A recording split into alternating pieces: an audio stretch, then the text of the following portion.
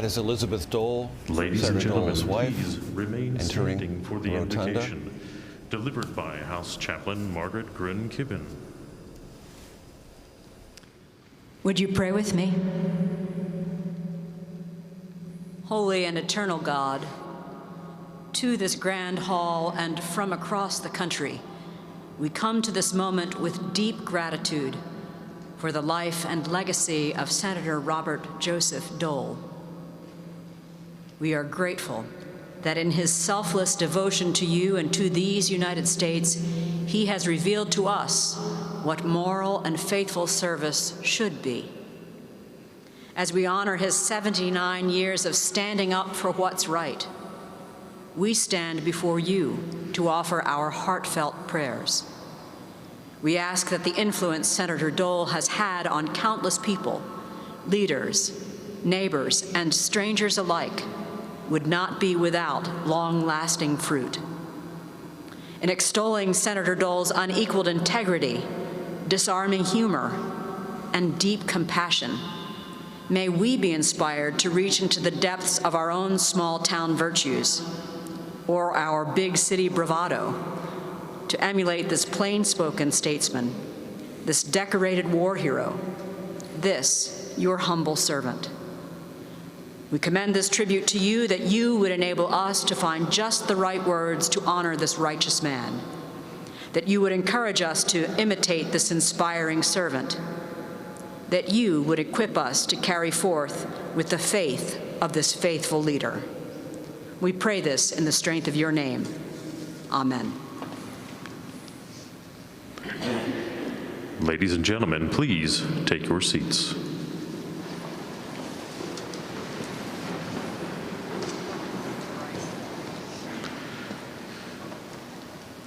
Ladies and gentlemen, the Honorable Mitch McConnell, Republican Leader of the United States Senate.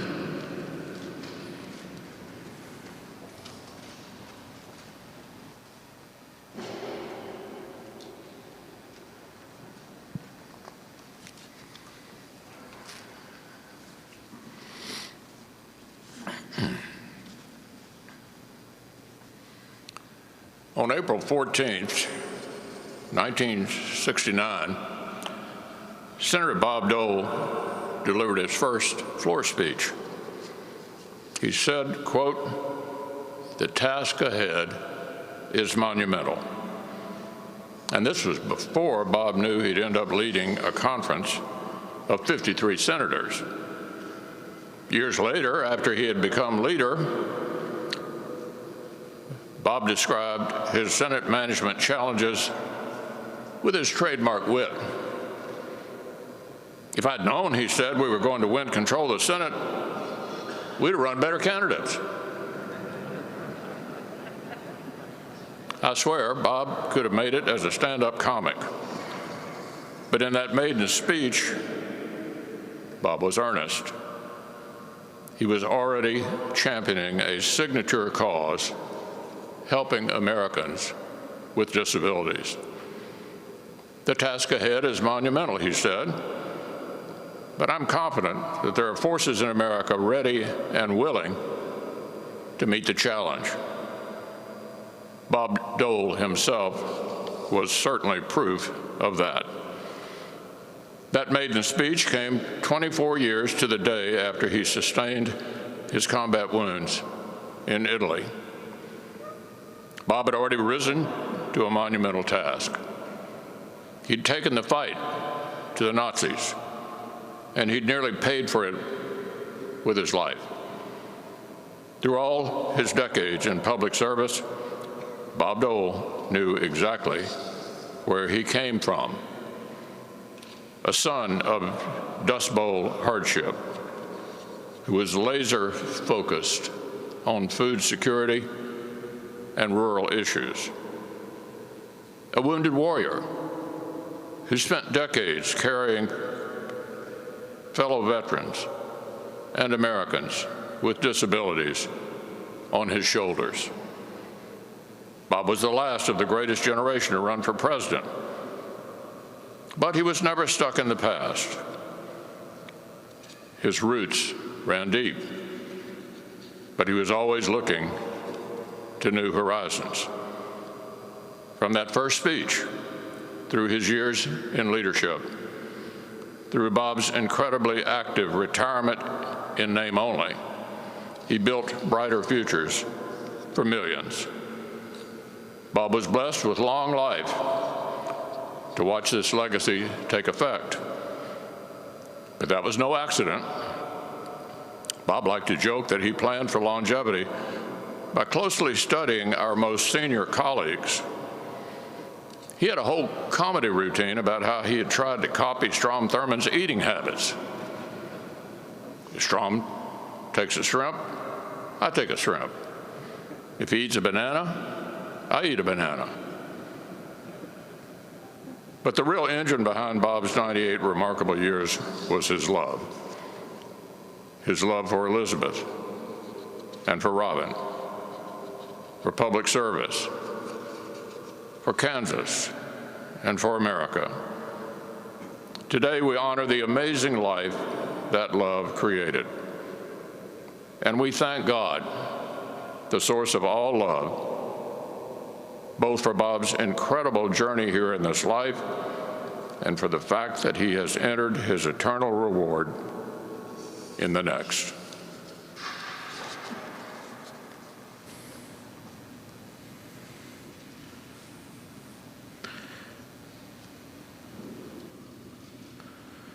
Ladies and gentlemen, the Honorable Charles E. Schumer, Majority Leader of the United States Senate.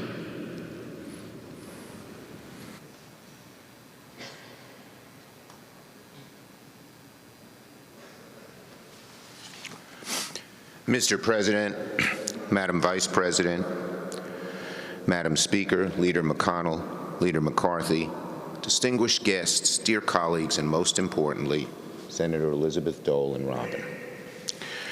The scriptures say that we should, quote, rejoice in our sufferings, knowing that suffering produces endurance, and endurance produces character, and character produces hope. Today, we pay tribute to a remarkable leader. Over the course of his life, knew more than his fair share of suffering, who turned that suffering into endurance, whose endurance became central to his character, and whose character, whose essential goodness, leaves us with hope.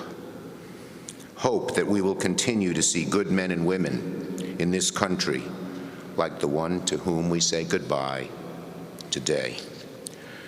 To pay tribute to Senator Bob Dole is to honor someone who redefined and elevated what it means to serve country. By 21, Bob had given more of himself than most of us give in a lifetime, and then he kept going for 77 years after that. And my God, it was 77 years well spent. At 27, he was elected to state politics. A decade later, he came to Congress, followed promptly with an election to the Senate. 16 years later, Bob Dole was Majority Leader, remaining in party leadership until his final run for president in 1996. The years were well spent, however, not because of his titles, but because of what he accomplished. Today, tens of millions of Americans, veterans, the elderly, the disabled, and millions of kids across the country are better off because of Bob Dole. He never lost his roots as a principled, pragmatic Kansas Republican, and Bob never hesitated to work with Democrats to get things done. From joining Senator McGovern on federal nutrition programs, to working with my former colleague, Senator Moynihan, to protect Social Security, to helping pass the Americans with Disability Act with Senators Kennedy and Harkin. Bob Dole was a champion of those whose lives were marred by struggle, who came not from citadels of privilege, but from humble origins like his own. In his memoir, Senator Dole wrote that supporters were sometimes surprised to hear that of all his accomplishments in the Senate, reforming Social Security was his greatest pride, along with passing the ADA. I'm sure that surprises a few of us here today, but I doubt those who knew the Bob Dole of Russell, Kansas, the man whose family lived for years in their own basement, so they could rent out their house, who as county attorney had to approve his grandfather's welfare checks each month, whose recovery from war was made possible only after his hometown pooled money to pay for surgery. I imagine that those who knew this side of Bob Dole understood that no matter how high he climbed up the ranks, he never forgot the reason he entered public service. And of course, he did it all with unmistakable acerbic wit, honed and refined over the years as he worked as a soda jerk in the local drugstore. Bob and I never worked together in the Senate, but I was not spared his famous ribbing. "Don't worry, Bob. It's safe to be between me and the cameras today." In closing, I want to bring back an enduring image of Bob that took place 9 years ago, as we said goodbye to another colleague lying in this same rotunda. None of us will ever forget the strength and honor of Bob with Elizabeth at his side, standing and saluting Danny Inouye one last time. Bob used to tell the story of him and Danny recovering from war wounds at Percy Jones Army Hospital in Battle Creek, Michigan. As they recuperated, they discussed their futures, with Bob telling Danny he planned to run for local office and eventually the United States Senate. At the time, Danny had a different path in mind for himself, but like Bob's plan, ran for office and eventually was actually elected to the Senate before Bob. After Danny was sworn in, one of the first things he did was call his old friend and said, "Bob, I'm here in the Senate. Where are you?" Now, as Bob approaches the pearly gates, let us take comfort he can reunite with his old friend once again. In the meantime, let the rest of us carry on in thanksgiving and unending celebration of the life of this incredible American statesman.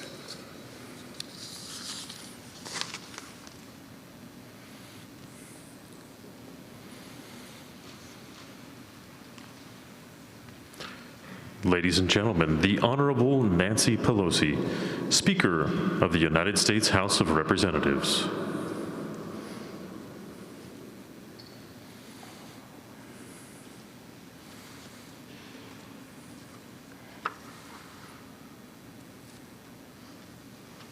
Good morning. Mr. President, it is a sad and official honor to join our colleagues in the leadership in welcoming you and the First Lady and the Vice President to the United States Capitol. You come as Senator Dole's longtime colleague, personal friend, and as President. And as we recognize the life and service of the Honorable Robert J. Dole. Thanks to the leaders and members of our congressional community here with us this morning, we all come to pay tribute, and on their behalf, I extend a special welcome to Senator Dole's loving and wife and dedicated partner in service, Senator Elizabeth Dole, and his dear daughter, Robin. It's sad for all of us. As Speaker of the House, it is a special source of pride for us in the House that Senator Dole began his congressional career in the House of Representatives. And it is fitting that as we gather in the Capitol Rotunda, home to American heroes memorialized in marble and bronze, to pay tribute to an extraordinary patriot. Once before we gathered here in the Rotunda in his name in 2018, it was my personal and official honor to join our colleagues and the leadership and to help bestow upon him the Congressional Gold Medal, the highest honor Congress can bestow. On that day, as we do on this sad day, we recognize Senator Dole among the pantheon of patriots, honoring his duty. He always talked about his duty to our nation with courage, dignity, and integrity. As I stand here and see his coffin on the catapult that was built for Lincoln, with that flag draped over it, I'm sure many of you here will agree. It's hard to think of anyone who was more worthy to have a flag draped over his coffin because of his great patriotism to our country. On both sides of the aisle, on both sides of the Capitol, across the country, Senator Dole was widely respected for his legendary service on the battlefields of World War II, his inspiring resilience after recovering from grievous war wounds, his principled leadership in the hallowed halls of Congress, House, and Senate, and his tireless advocacy as an elder statesman. Over the course of his storied career, he earned a reputation as a fighter for hardworking American families, a leader who could be trusted as a man of his word. Working in a bipartisan way, Senator Dole addressed hunger in America by expanding food stamps, fought for respect for people with disabilities by enshrining essential protections into the law with the ADA, again in a bipartisan way. He taught us over time and all the time to respect people for what they can do and not judge them for what they cannot. He advocated for our troops, veterans, and hidden heroes who care for them, especially alongside his beloved wife, Elizabeth. Indeed, the love, partnership, and prayerfulness that Senators Bob and Elizabeth Dole shared was a joy to behold and a blessing to all of us who know them. In recognition of his legendary career, Senator Dole received the 1997 Presidential Medal of Freedom, Mr. President, bestowed upon him by President Clinton, his electoral rival, but certain his fan. Upon receiving this medal, Senator Dole challenged us, in his words, not to question American ideals or replace them, but to act worthy of them. Senator Dole lived up to this challenge, devoting his entire life in service to the country he loved and to our cherished national values for which he fought. I remember when we were gathered here honoring President George Herbert Walker Bush and how moved the whole nation was to see Senator Dole salute President Bush. So generous he was. So as we honor his life this morning, let us resolve to meet his challenge. But he said, to act worthy of our ideals and carry on his mission. When we in Congress gave Senator Dole the Congressional Gold Medal, he brought luster, in receiving it, he brought luster to the award, just as his service and sacrifice brought luster to the Congress and to the country. May it be a comfort to you, Robin, to Elizabeth, and all who love him, that so many people across the Congress, the country, in his beloved state of Kansas, that a grateful nation mourns with them and are praying for you at this sad time. May Senator Dole rest in the peace that he deserves. Thank you.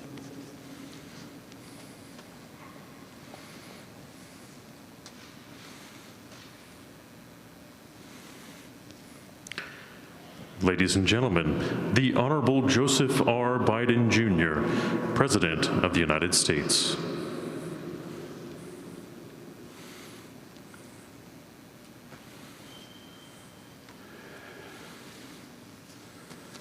Vice President Harris, Speaker Pelosi, Majority Leader Schumer, Minority Leader McConnell, members of Congress, distinguished guests. Most importantly, Elizabeth and Robin, I know this is not easy. Thank you for letting us do this. We meet here in the very heart of American democracy, the capital of the United States of America, to receive a hero of that democracy for a final time. Robert Joseph Dole. He belongs here, in this place, in this temple of liberty and to temple to possibilities.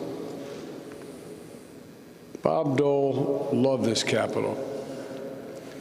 It's where he served the nation, shaped by the figures that surround us. Washington and Jefferson, who set us on our path, Abraham Lincoln, another man who, from the heartland of the country, from whence he came. Bob's hero, Dwight David Eisenhower.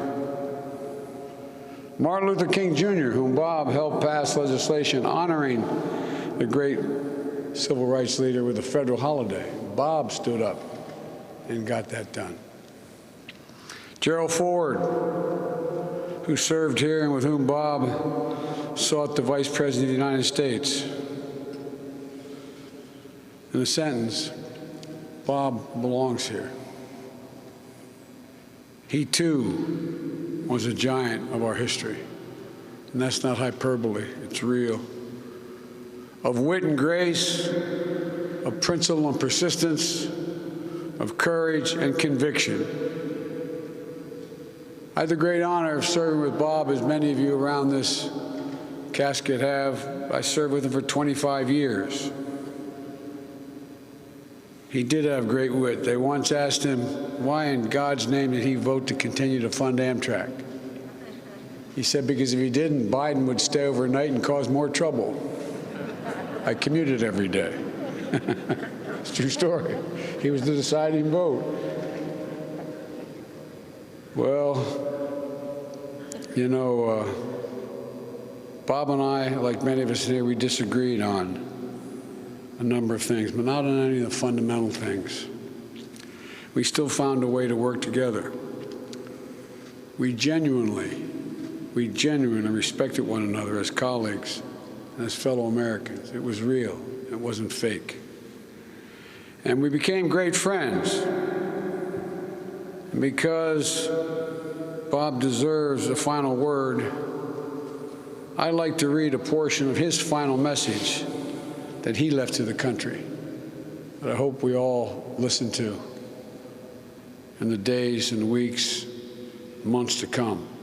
And I quote Bob Dole. I cannot pretend that I have not been a loyal champion of my party, but have always served my country best when I did it so first and foremost as an American, where we prioritize principles over party, humanity over personal legacy. When we do that, we accomplish far more as a nation. By leading with shared faith in each other, we become America at its best. He went on to say, a beacon of hope, a source of comfort in crisis, a shield against those who threaten freedom. Our nation has certainly faced periods of division, but at the end of the day, we've always found ways to come together. We can find that unity again. Then the message said, end of message. My fellow Americans, America has lost one of our greatest patriots. We may follow his wisdom, I hope, and his timeless truth. But the truth of the matter is, as divided as we are, the only way forward for democracy is unity, consensus, the only way. May we follow his wisdom and his timeless truth